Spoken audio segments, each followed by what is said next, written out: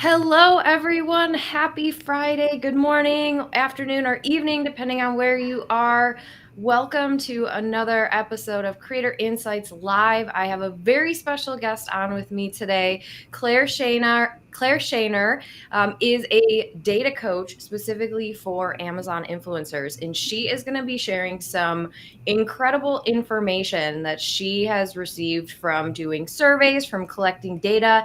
I know people are constantly asking me questions, and there's so many things that Amazon doesn't tell us, and there's so many things that we just speculate on. And so Claire's going to give us the actual data, and I'm so excited to dive into all the data, but also she can answer your questions, and hopefully you will learn something about how to work smarter and not harder by using your own data to earn more with the Amazon Influencer Program. So welcome, Claire. Thank you for being here. Thank you, Kathleen. I'm so happy to be here. I just want to pause before talking about this and say when I was first starting as an Amazon influencer in like December 2023, your channel was the most helpful to me to get started. So if you were a beginner, then you are in the perfect place. Kathleen knew her stuff back then and still is like one of the best sources on the internet to learn how to do this. Oh, thank you, Claire. I appreciate that so much. And I mean, I'm honored to have you on here because I know you've been doing great things ever since you started in the influencer program. And I'm just constantly amazed at, I mean, if you guys, first off, if you guys are not on Claire's email list, you have to get on Claire's email list because some of the things that she shares in there, I mean, really could be paid information. So let me just throw that up really quick and make sure you guys get on Claire's email list. We have other offers that I'll kind of show you guys throughout the hour here, but make sure you get the newsletter because just so many golden nuggets that Claire shares. Make sure you guys grab that and sign up for that. Um, so before we get started, we've got lots of people on already. We've got Anna is here, JFF West Coast, Denise is here, Sierra Ray Tracy is here, Brianne, Jerry, good morning, Lori Bloom, welcome, Clicks that Create Smiles, Alina is here, Pioneer Smokehouse's channel, MM is here, Carrie is here. Oh my gosh, we've got so many wonderful people. The Daily Alleluia, Chef Lauren, Angry Owl, Xavier. Welcome, everyone. Susan is here, Real Family Reviews. Oh, thank you. Tracy said, I wish I had found Kathleen before buying a different course and it was useless. Oh, I still bought Kathleen's course and it is amazing, even though I was already accepted. Oh, thank you so much for saying that, Tracy. I appreciate that. Yes, we do have a course. It is now a membership because it's morphed into so much more than just a course. Thank you for saying that. I appreciate that. Beth is here. Good morning. So, really quick before we dive into the data, and Claire's going to let us in on all of her amazing knowledge. But I want to just really quickly throw it out here that just because we're really just starting to talk about this, we open this up to members only. And just this week, we are opening up the opportunity to join me live in person for a whole day in Chicago. We are actually doing 2 mastermind days. They're 1-day events where you will get to sit in a room with me, looking at the beautiful Chicago skyline, but also learning about how to scale your strategies with the Amazon Influencer Program, how to earn more, and of course, how to get ready and have a successful Q4. So if anyone is interested in checking that out, you can just go ahead and scan that link and learn more information about coming. There is an application process just to make sure that you're in the right spot and that we're, bringing the right people into the room. But we're only having 12 people for each session. There's only 2 sessions. So if this is something you're interested in, I would recommend acting very quickly on it because spots are filling up. We've already got spots filled up for both sessions. So if you're interested, make sure you get your application in as soon as possible. All right. I want to dive into the data. And you guys are welcome to answer questions, but I'm going to let Claire kind of go through some of the main points and so some of the things that surprised her. I know that surprised me. Yeah. And some of the most beneficial things to help you guys learn how to, basically earn more money with the Amazon Mhm. Influencer Program. So, Claire, what do you think is one of the most interesting data points that you learned from your latest survey? Sure. There is so much that's interesting. And you were saying that there's a lot that Amazon doesn't tell us. And so this was our opportunity to find out for ourselves. So before jumping in, I'll step back and give a tiny bit of context. So I did a survey of over 100 Amazon influencers. They shared how much they're earning, from what streams, what kind of strategies and tactics they're using. And then I used my professional background in data analysis. I have a master's degree in market research and worked for years as a data analyst at a university until I was making enough with Amazon to quit that day job, which is amazing. But I still love the data. And so I analyzed all the results and split different questions together to find some really interesting insights. And so there's cool stuff about how much people are making per post, the thumbnail data, where people are planning to focus their time, and some of the strategies that top influencers are using right now. And top influencers, I'll tell you what that means according to the data.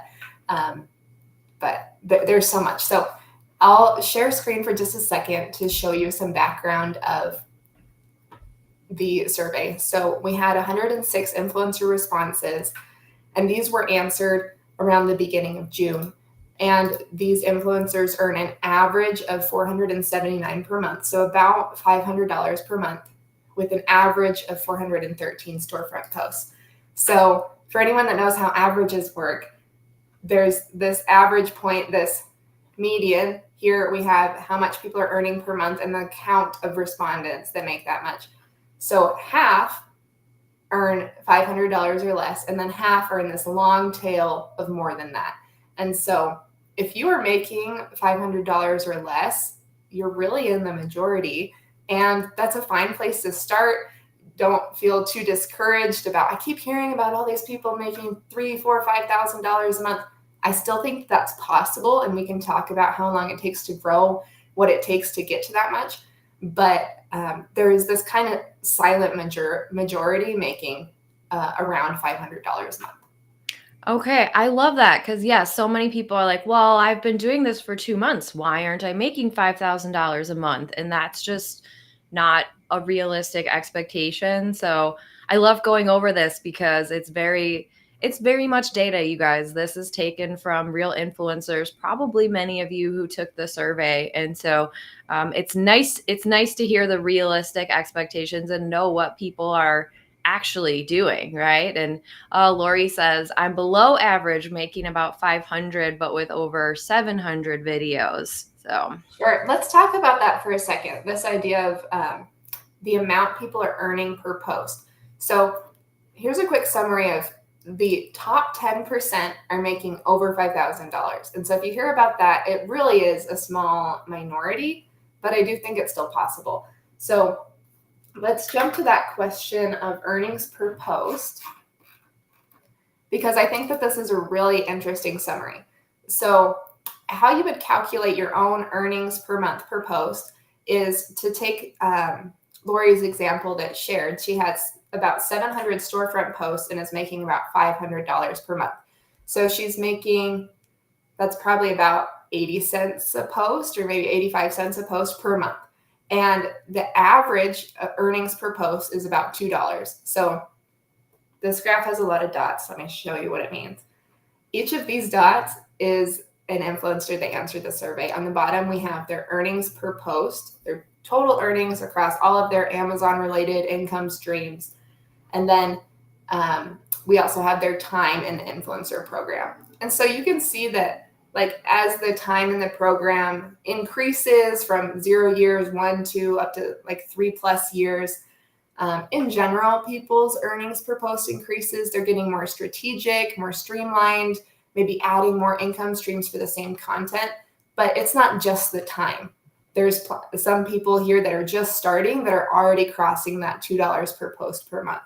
So what I would recommend is, this is a great gut check for you. So take how much you're earning per month and divide it by the number of storefront posts you have. So if you have, you're making $100 per month and you have 50 storefront posts, then you're making $2 per post. I'll pause for questions there. Love that. Yes, and I'm trying to kind of work with our view here so that everyone can see the data a little better. Yeah, so we have let's see, is that just for on-site, or does that include creator connections and brand deals as well? This summary here of this about $2 per post is including all income streams, creator connections, brand deals. However, if you guys want to get a full copy of the report, there is some information on there specifically for on-site and kind of teasing out the differences of where that income is coming from. Yes, yes. And here is a link. This is my affiliate link. It is also listed in the description of this YouTube video as well. But if you guys are interested in getting every single slide, the entire report, you guys can either scan or click here and get the whole report from Claire so that you know all of it. We don't have time to go through every single slide. I wish we did, but Claire's like a 3-hour live. I know, right? I think, yeah. So if you want to go through it on your own, it's a very reasonably priced offer here. So make sure you guys check that out too. Yeah, I see a question Sierra asked. When do you say post, does that include videos, idea lists? Yeah, it's just the one number summary on the top of your storefront. And I've had some people ask me like, well, what about all those shorts that I did for that one incentive? Do those count? Yeah, because are they contributing to your earnings per month now? And, I'm not saying that they were a bad idea to add those several hundred videos or whatever that worked out for a lot of people, but it includes the photos, includes the idea list. So you can really see, are your efforts really moving the needle? Yes. Oh, interesting. Okay. So that $2 per post includes kind of all content really created for Amazon, and then that lives both on and off Amazon as well. Mm-hmm. All right. Let's see here. So Laura says, so $2 is average. What's the goal for making 500 a month? Math for me. Hey, Laura. Thanks. Good to see you, Laura. So I would say that if ideally you'd want to be making 500 per month with 250 posts, but if you're making 500 a month with 500 posts, like $1 per post per month, like that would still be pretty reasonable. You can see here that there's a lot of people in this $1 per post per month. And what makes me kind of sad is seeing a lot of people start with the Amazon Influencer Program and feel disillusioned or disappointed because they thought it was going to be much easier to make thousands. And I think that what this comes from is people still claiming that it is how it was maybe 2 or 3 years ago when it was quite a bit easier. Oh, definitely. Definitely. I will be the first to say, 3 years ago, 4 years ago, it wasn't $2 per post. It was probably $20 per post, right? And now, yes, it is significantly less, but I will say, something that I've noticed with even just looking at my own data, I have videos that will make me $1 or $2 per month, but I also have videos that will make me $0 per month for 9 months, and then I have other videos that make me $1,000 per month, which I know sounds ridiculous, but there are absolutely opportunities out there that will make you that much, especially if you lean into programs like Creator Connections, which I love and has definitely helped when I've had dips in my own earnings, going through those campaigns, finding ones I've already created content for, or even doing strategic buying or asking for samples. Creator Connections, I feel like, is something that can really turn your earnings around if you've not dove into that opportunity yet. Yeah, I agree. I think that the way to get accepted to the Amazon Influencer Program, it seems has stayed pretty similar for the last few years. The way to scale is dramatically changing, has changed, and is continuing to change. I agree, especially with Creator Connections. So one of the questions I asked in this survey was what income streams people are earning from. And they could share on-site, creator connections, off-site brand deals, international marketplaces, third-party commission sites. And so I ordered those from most popular to least of what people are earning from. And then I shared how much people are earning from each of those income streams. Can you guys see this okay? Should I make it bigger? Just to check. I know, Mike, here, let me see if, is that better? I think I can make it a little bigger. There we go. So what was surprising to me about this is that though people aren't talking about on-site a ton, on-site is still a large moneymaker, but this creator connections is slowly creeping up. Anecdotally, so stepping Claire aside from the data, I've started to have creator connections earnings days that are higher than my on-site earnings. Yes, I love that. I'll say I have had the same too. And it's fun to go look at the earnings and then like to go to your creator connections and be like, wow, I just doubled my earnings or just tripled my earnings today. Thanks, creator connections. Yes. And so another question I asked people was not only what income streams they're earning from, but from those that they're already earning from, which one they plan to focus most on. And the majority, or at least the most that answered this question, said that they were going to focus on creator connections. And obviously, you'll need to pair creator connections with either on-site or off-site or some of both. Creator connections can't stand up on its own, but I really do think that that's a key place to focus right now. Definitely, definitely. And I think that both the sellers and Amazon are really leaning into creator connections. And we see that with how many new campaigns pop up every single day, right? And I know that Amazon likes creator connections because the sellers are the ones now that are funding, basically this extra commission for influencers.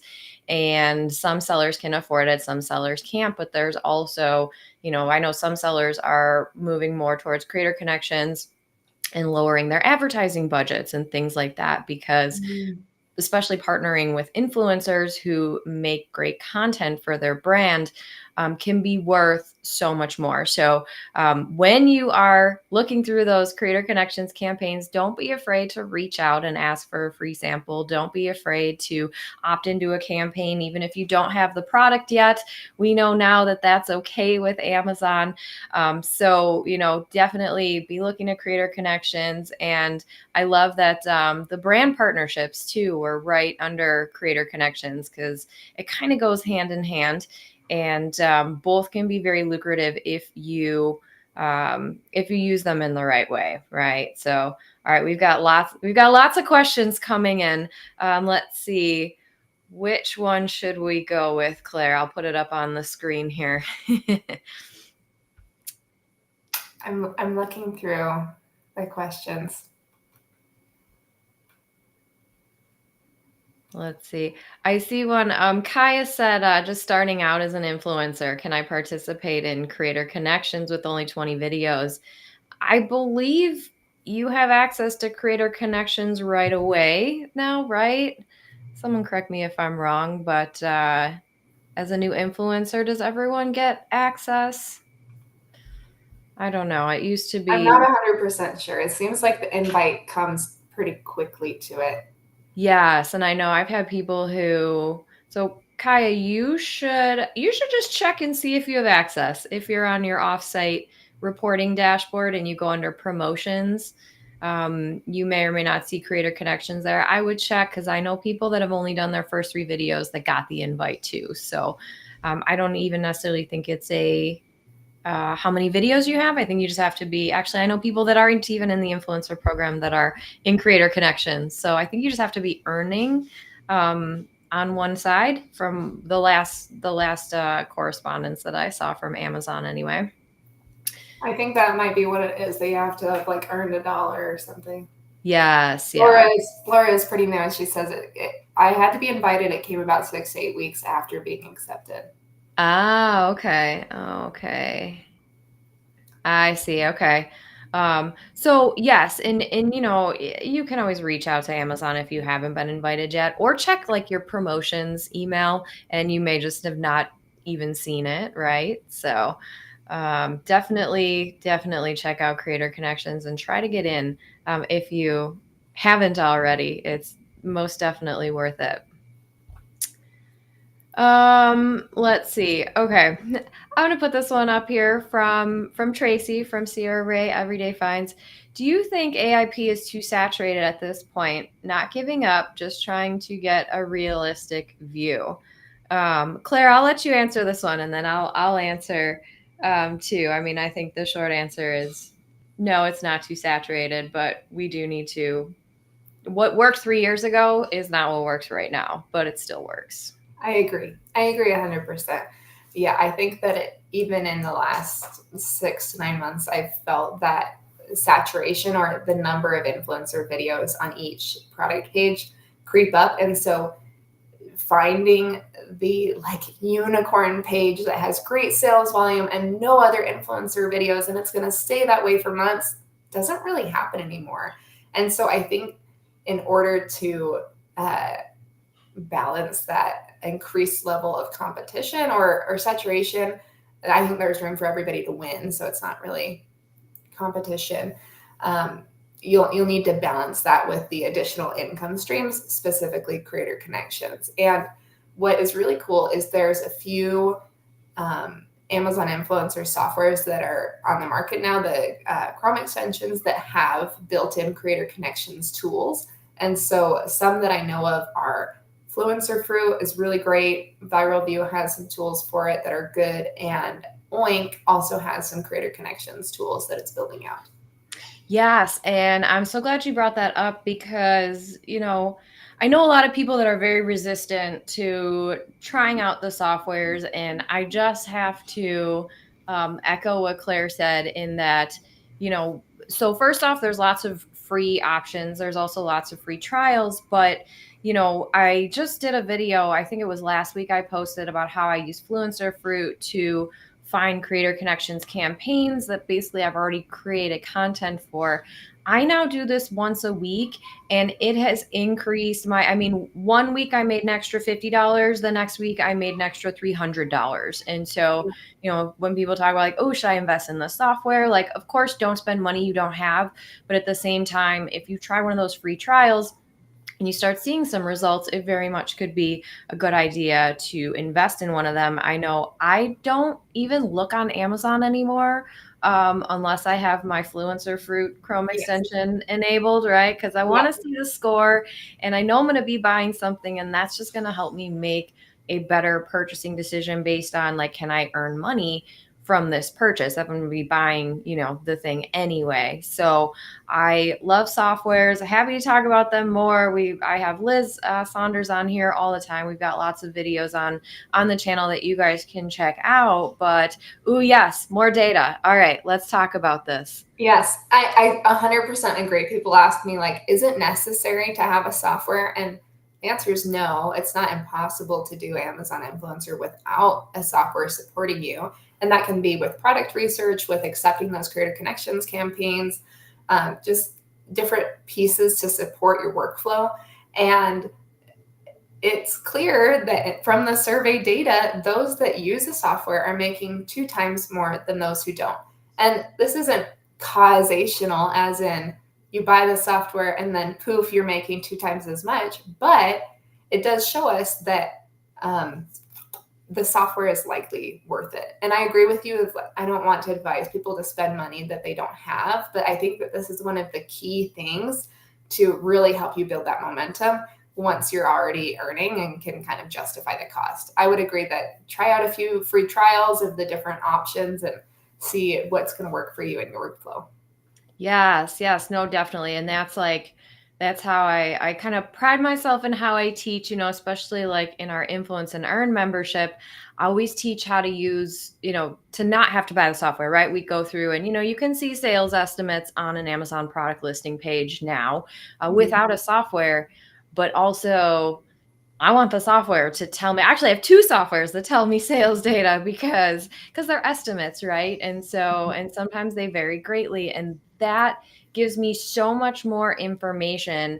And therefore, I can make a better purchase decision. And I know that that product is selling well on Amazon because a lot of times, people are like, well, I have 1,000 videos and I'm only making $100 a month. And it's like, well, how do the products sell from, the content that you're creating? And they're like, what are you talking about? Right. Well, if you create videos and posts and content for products that aren't selling well on Amazon, you've kind of already shot yourself in the foot because people already aren't buying. Right. So you need to do the research. And I recommend, use the tools or at least look at the information that Amazon is giving you, which is a little bit slower without the tools, but it is still very much doable. Yep, I totally agree. I asked those in the survey that said that they pick out products to review, like they purchase them themselves or like buying things to review, the top 3 things that they look for when picking out a product. And the number 1 was the sales volume, or how many units that product page is selling per month, the number of other influencer videos, if there's an upper carousel, so ability for that video slot to be next to the photos, right in the very top of the product listing, and if there exists a creator connections campaign. And the rest was kind of like small fry compared to that. So if you're going to focus on a few things when picking out a product, I would agree that those are important ones. Yes, definitely. I 100% agree. Pretty much with that whole maybe upper carousel first over influencer videos, but that's my opinion, right? Sales volume definitely number 1, because like I said, if you have a product that doesn't sell on Amazon, you're going to have a hard time making sales if it's not already selling well. Mm-hmm.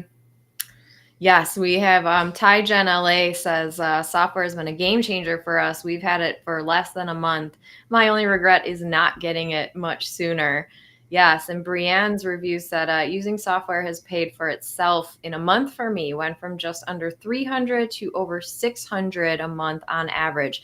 That is huge. You've just doubled your revenue in a month. That's great. So everyone, take that with a grain of salt, right? Not everyone's going to have the same experience. However, that just shows you the possibilities. So this is my affiliate link for Fluencer Fruit. This is the one that I use and recommend to everyone. And I'm sorry, Claire, it's over your face now. So let me fix that. Okay, there we go. So if everyone's interested, this is the one I use and recommend. I'm the most familiar with it. It's got so many great features. And like I said, I just did a free video on the YouTube channel showing how you can use it for creator connections. And I do it once a week now, because even if I find like 5 new campaigns or 10 new campaigns, that's still 10 new campaigns that I'm not necessarily earning on. So I love it. And yes, Tracy said, I'm less than a year in and wouldn't dream of doing this without a software. I'll give up something else to pay for this. Yeah, well, yeah. Totally agree, because at the end of the day, it's just going to help you make more money, right? So why not try? Yeah, I agree. I also love Fluencer Fruit. And while we're talking about like how to make more money, I would love to talk about another really interesting way to make more money. This is so interesting. A lot of people have questions about, does the thumbnail matter? And what we mean by this is when you're uploading the content, Amazon will select a like default image for you to be like the cover of your video, or what shoppers will see before they click into your video. But you also have the option to edit that thumbnail or upload a different image to be in that place. And so in the survey, I asked respondents what type of thumbnail they're most often doing. So nothing, I don't add a thumbnail, 8% said. So they're just leaving it the default image. 37%, I'll typically select an image from the video, but do very little editing of the image. And then 55%, the majority, said I typically make a custom thumbnail for each video, adding things like images, text, and graphics. And so I kind of imagine these like this, like there's the default image that might be fine, or you might be kind of making like a weird face, a simple thumbnail that might be a still from your video, but very little added. Like maybe you edit the color or like draw on it a little bit, or a custom thumbnail that looks more like kind of a YouTube-esque thumbnail. So Kathleen, I'm curious your hypothesis before I show the results of which of these thumbnails makes the most money.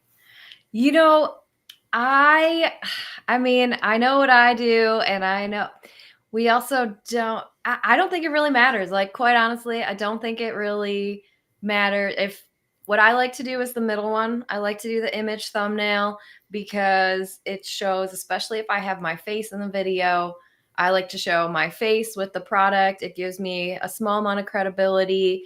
Um, I think, and I've tested thumbnails, and first off, this is why I love your survey, because Amazon doesn't tell us, right? They won't tell Right. us the click-through rate.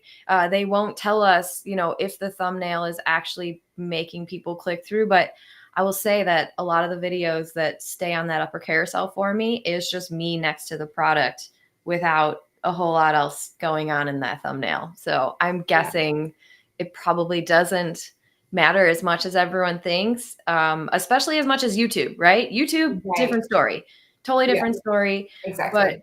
your audience is totally different on Amazon versus YouTube too, right? People are looking to click around to videos. On Amazon, people are like, I just want to get my question answered. And Yes. should I buy this? So Exactly. what was the result? So the result is so surprising. So what I found from this is that the average on-site earnings, so just on-site, not any other income streams like from YouTube that might kind of come in and change it, it's about the same. You can see that there's like slightly more for custom thumbnail, but I'm going to show you some graphs in a second. But for any data nerds that are out there, this level of variation isn't statistically significant. It'd be like the same as if you just like pulled things out of a hat. That it really they're the same. And so really interesting. And so I'll go through a few more pieces of data from this that if you're like cringing, it's okay. I was also kind of cringing when I first saw this. And so I did like several hours of data analysis just on this point to make sure I really had it right and wasn't like making a mistake before I told everybody about this. So I also did a follow-up question and asked those people that said that they were doing this like custom thumbnail. I asked them, are your thumbnails about the same every time? You have a standard format, or are they different every time? And those that have a standard format earn more. And I think what it is it's saving you so much time, and you have that process that the standard format isn't hurting you. So if you want to make a thumbnail, I'd recommend you come up with some kind of template and just like cut and paste in a different image into your template. That is so interesting. So interesting. Yeah. And so because this average is the same, I kind of wanted to double click into what the different influencers were doing and see if I like really looked at the data, if I could see trends. And so we talked about this idea of earnings per post. And so I added in this number here so that it could be kind of like an equalizer. And what I saw, so here we have total earnings per post across all the income streams here at the bottom, and then total earnings per month on the y-axis. So we see that those that are making over $5,000 a month are using any of these thumbnail types. So the yellow dot is nothing, green dot is custom thumbnail, and this brownish dot is the simple thumbnail. So there's kind of a variation here in this handful of people making over 5K a month. And the people that are making the most per post are using custom thumbnails.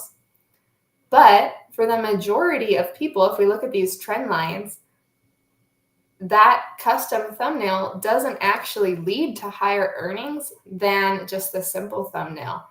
And I think that what we're seeing from this is that though some people making the most per post or the most per month do use a custom thumbnail, if that mattered for everybody across the board, then we would see that it would matter for those making less, that they would also see a bump.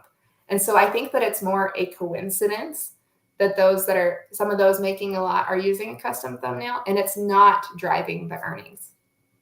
So I see a lot of questions popping about this. Let's pause and answer questions, and then I have a few more interesting things to share. Yes. All right. Let's see here. Let's see here. So Lori says, I add a fancy thumbnail because I feel like when I see something Nice. When I'm watching an Amazon video, my eyes go to that. Okay. And Tracy also said, I always do a thumbnail, just looks nicer and more professional. Totally agree. Totally agree with that. Um, However, I thought, Claire, that was so interesting that the people that like basically use a template um, earn more than people that are creating thumbnails that are all different. And yeah, I wonder if it's actually the thumbnail or is it like because they're spending less time, I right, think it's the making the last time. thumbnails as Yeah. opposed to making more videos, right? Let's see. Oh, here's a good question. Lori said, but also even if a fancy thumbnail doesn't make a difference on site, I feel like it adds to making the storefront look nicer. So if you're driving traffic, it might help with that. Let me move our faces here so we can, okay. Interesting. Yeah, I don't know. Claire, do you have any insight into like people driving traffic to their storefront?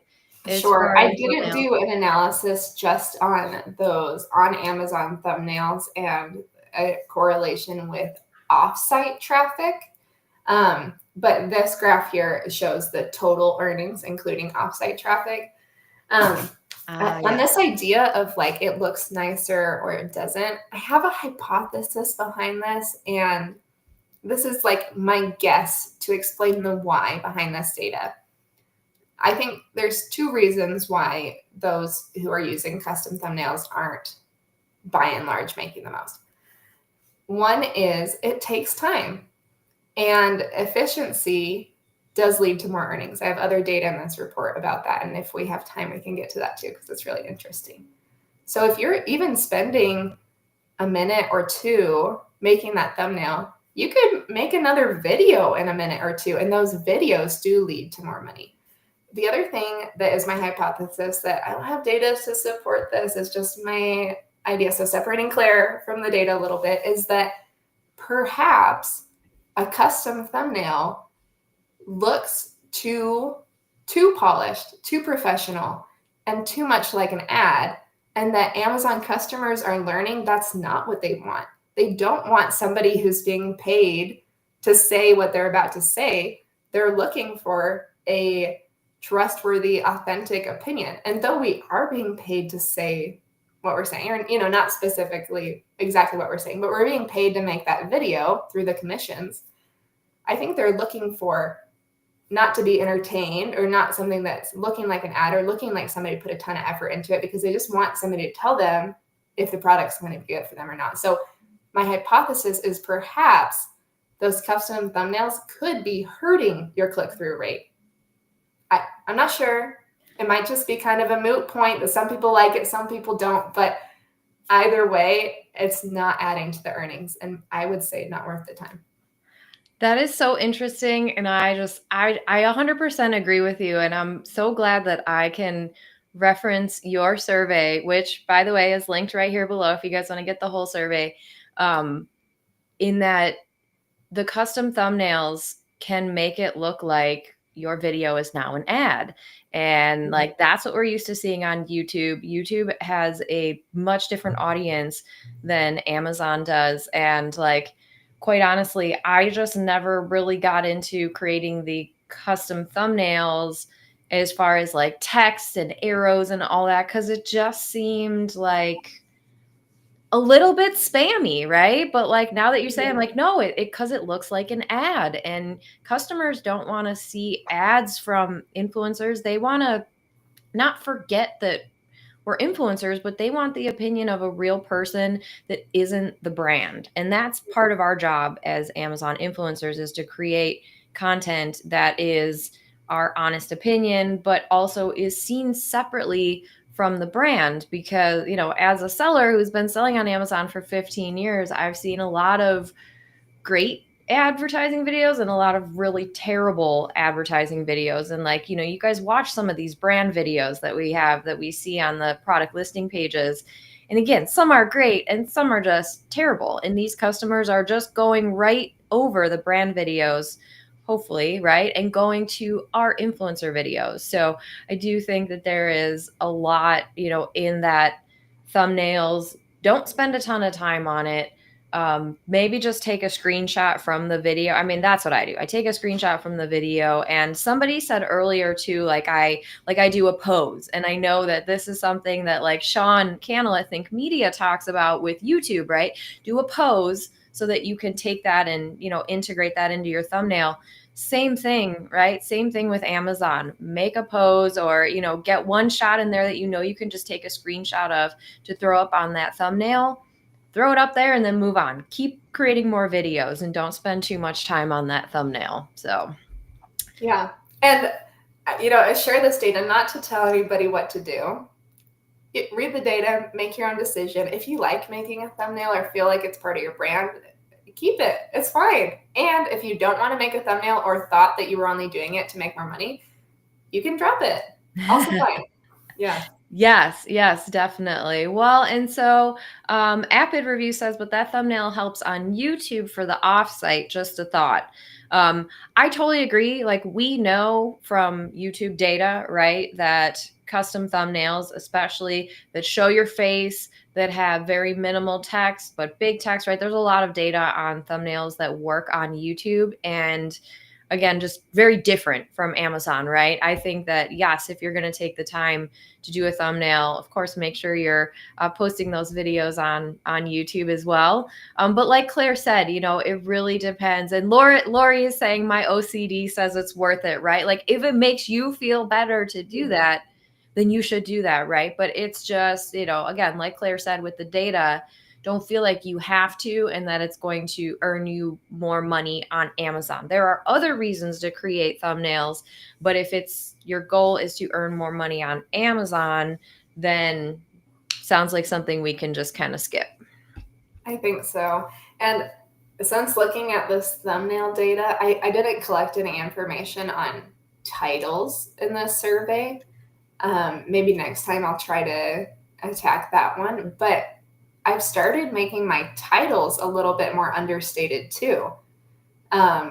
Instead of like, you know, so much like you'd make a YouTube title, a little bit more like somebody would title their normal like customer review that they weren't be paying to make. Yes. Oh yeah, that's interesting. Okay. So no data on the titles, but yeah, I almost feel like, well, and I say feel because I have no data on this, right? But like when I'm looking for because I always watch influencer videos before I buy anything, you know, good karma. But I always feel like I'm clicking on I'm almost looking at the title more so. Like, I see the thumbnail, but I'm looking at the title because I want to make sure that the video is going to answer the question that I have, right? And so I am constantly trying to incorporate things into my title, like not even necessarily like review of this product, which I know does help with SEO. But another thing, you know, like if I can't see the product up close, or I want to know the exact measurements or things like that, like that's what I'm going to put in my title. Whatever question I feel like is going to be the biggest question that people are asking, or maybe the question that I had about a particular product, I want to incorporate that into my title in the hopes that I'm going to find somebody who has that same question and then I can answer that for them through my video. Mm-hmm. And I saw a lot of comments and questions come up about time spent, or kind of we're leaning into this idea of efficiency. So I'd love to talk on that. Are we ready to switch topic? Yes, okay. Definitely. So I want to talk about how many hours people spend and then how they're using those hours. And so the majority of Amazon influencers are still doing it part-time. So 44 out of the 105, so almost half, are doing it less than 10 hours a week. And so 64% total are doing it 20 hours a week or less. And myself, I'm probably in this like 20 to 30 hour a week bucket, but still not doing it full time. And in general, the more time you spend per week, that does correlate with higher earnings. There were only 2 respondents in the survey that said they're spending 50 plus hours a week, and one was like brand new, making nothing. So that one like decreased that bar. So just ignore the 50 plus. But in general, the more hours per week you're putting in, the more earnings you're going to make. It makes sense. You're making more content. However, what about the amount of time, be it minutes or hours, that you're spending on each particular piece of content? Not total hours a week, but let's say minutes per video. What I found, here we have the average time people take to make each video and their earnings per month. What we're seeing here is spending longer on each video does not lead to higher monthly earnings on average. Now, if you are earning, and this is also from the data, if you're earning at least $8 per post per month and you're spending like an hour plus on your videos on each one, then that is working for you. However, if you're spending even 30 minutes plus and not, making a lot per post, like $5+, then I would advise from this data to spend less time. That you can still make a good video in quite a bit less time.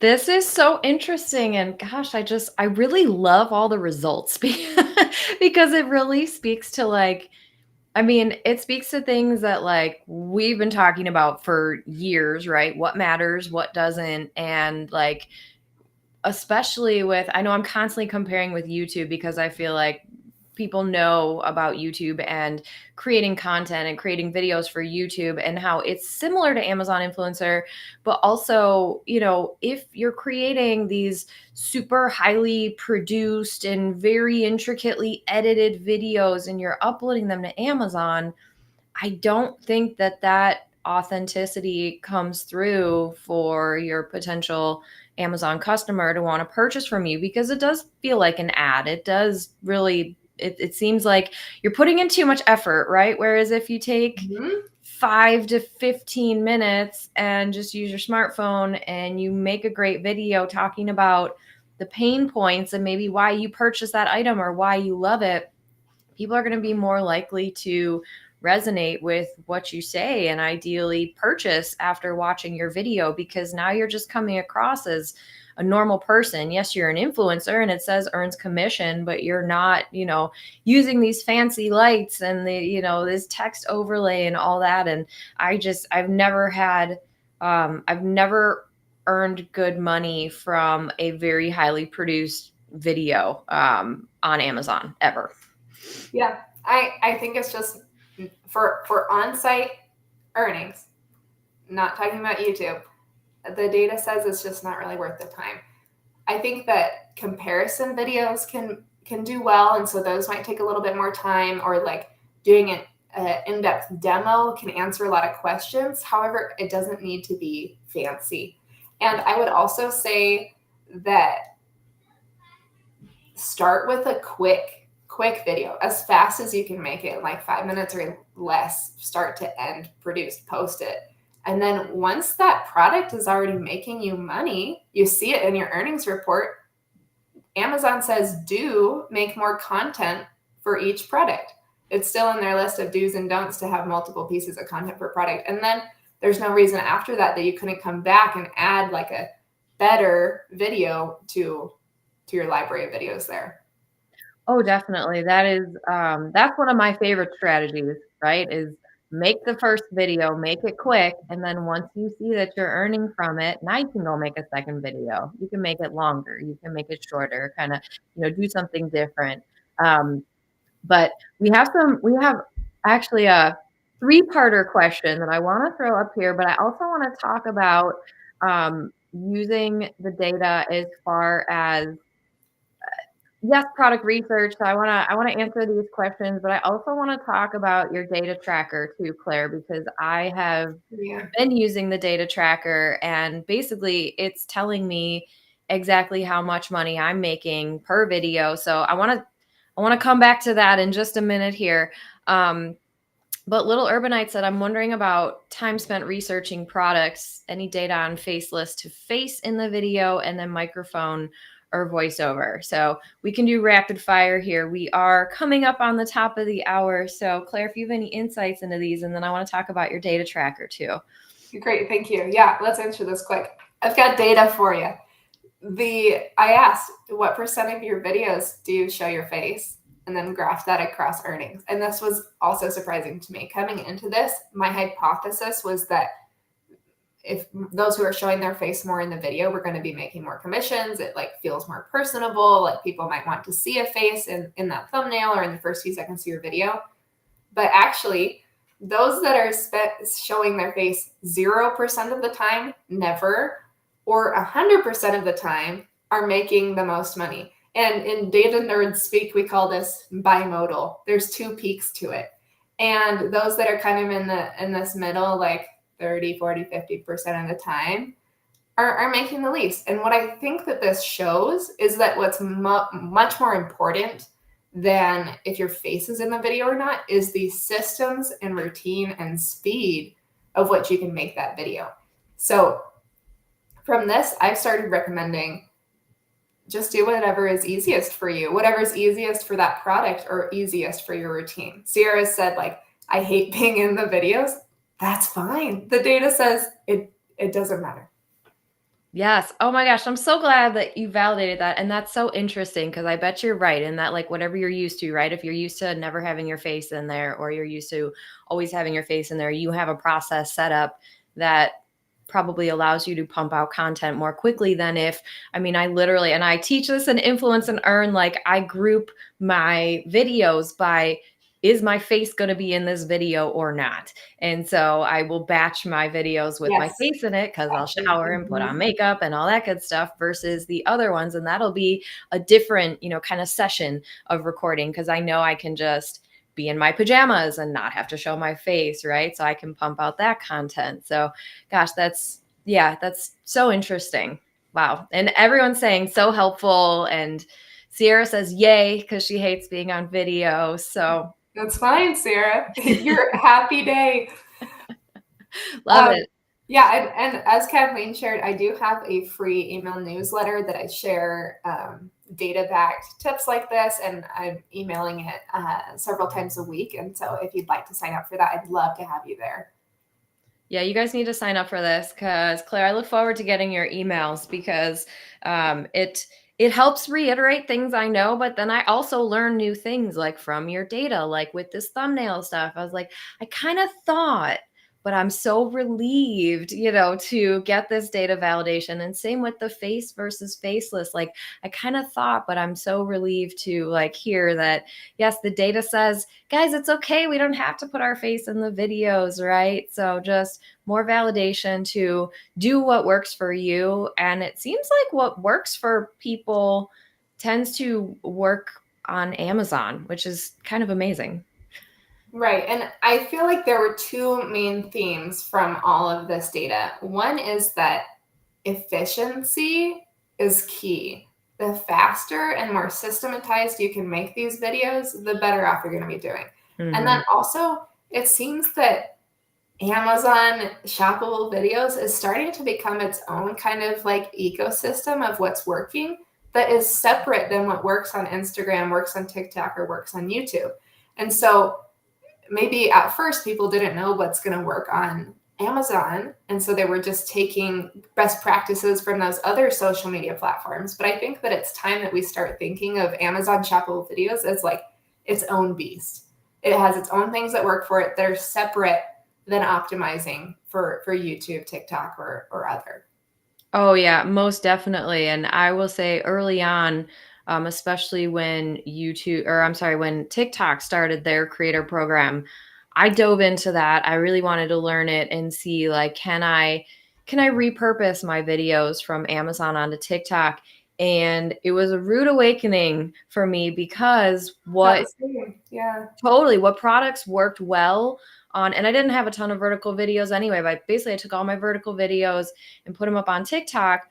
And the problem was that the videos that worked really well for me on Amazon were the higher priced items, right? Like the home and kitchen categories, whereas that did not sell on TikTok. What sold on TikTok were like quick impulse buys, $20, $10 items, right? And I'm like, why am I not making any sales on TikTok with these great products, even though, they're available in TikTok shop and all that stuff. And it's like, it's just a totally different platform and it's more social media than selling. Now, of course, there's lots of selling going on TikTok too, but to your point, Claire, totally different. Every platform is different. So if you're making one piece of content for a platform, especially if it's Amazon and you expect it to do as well on any other platform, it's not going to. You're going to have to adjust it in some way, shape, or form. Mm-hmm. And I watched that Think Media live that you did with, what was his name? Sean? Sean Cannell. And it was so valuable. If you guys haven't watched that, I would definitely recommend watching that. I learned new things. It was like the best webinar I've seen in a long time. And I think that my 2 cents to add to that is that this idea of the products that do the best on Amazon aren't always the ones that do the best on YouTube. And so that can be a difficulty when you're repurposing your Amazon content to YouTube. I've repurposed some of my Amazon videos to a YouTube channel, but my best money makers on the YouTube channel, highest views, highest offsite commissions, are those like name brand products that people are searching for. But all the name brand products on Amazon are super saturated and not money makers that I would go after or pursue. And so it's also kind of a different beast. There's maybe more Venn diagram overlap than some other platforms, but in there, like the product selection as well is a different thing. Yes, no, I totally agree. And that's like one of the tips that I give people that are like, well, if I already have this product, but it's super saturated on Amazon, should I still make a video for it? And it's like, well, I wouldn't invest hundreds of dollars into a super saturated product. But if it's a name brand item and you already have the product, and especially if you have a YouTube channel where you're repurposing, it's the perfect opportunity. All of my top performers on YouTube, same thing, Claire. They're the name brand stuff. They're the items that I make very little or no money with on Amazon, but I get paid for views on YouTube and I get paid for people clicking through my affiliate link on YouTube to buy those things because they're searching for Graco stroller, whatever, and my video will pop up, right? So you can still, repurpose in a good way, right? Some things, right, that don't work well on Amazon can still work well on YouTube as well. So we are wrapping up. We're coming to the top of the hour. Claire, if you have 5 more minutes, can we talk about your data tracker? Because I want to let people in on this amazing resource. Because as I've been diving more into it, yes. And if you guys want to reach out, there's Claire's email. Make sure you check out her store. She's got some amazing items in there. But the earnings tracker dashboard is something that's really helped me quantify how much each of my videos are worth, but I love that you do it like over a period of time as well. So talk to us about your earnings tracker dashboard and how it can help everyone here. Thank you. Yeah. So on Amazon, I think it's a great strategy to go back to the content that's making you the most money and learn from it, either to do that genre of product again, or to make more content from those same videos. Or maybe you want to know, like, how much have I earned from this brand sample? Is that product I bought, has it paid for itself yet? And on Amazon, you can only see up to 90 days at a time. And so when you're wanting to do these longitudinal analysis of what's been working, you kind of run into a roadblock. So I created this tool that you can, if you'd like to purchase it, you can make a copy of the dashboard and have it. It's just a private Google sheet.